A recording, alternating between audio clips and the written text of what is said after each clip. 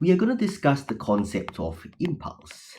Now, what exactly is impulse? We usually denote impulse with the capital letter J, and this is defined as the average force acting on an object multiplied by the time t over which this force is exerted.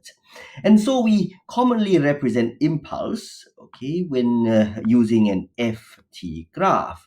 So to understand this, right, just imagine you are hitting something. So it could be a ball, okay, being hit by a racket, for example, okay. And so always imagine when you hit something like a ball on a racket, right? There is always going to be a time where the racket just touches the ball, and then the contact between the ball and the racket is going to get stronger. And so typically your FT graph starts small, they go up, it peaks at some level, it'll go down as you release the racket from the ball.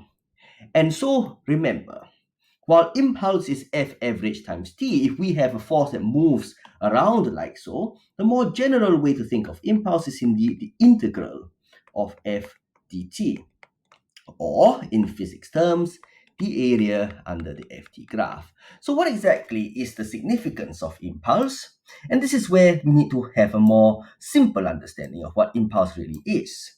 Impulse is actually the change in an object's momentum, the absolute change. So should I say impulse can also be written as P, final momentum, minus initial momentum. And this should all make sense. According to Newton's second law, F equals to, or the average force is the change in momentum over the time taken for this to happen. And indeed, right, if I put this over, then we have delta P equals to F average delta T, and there you have it.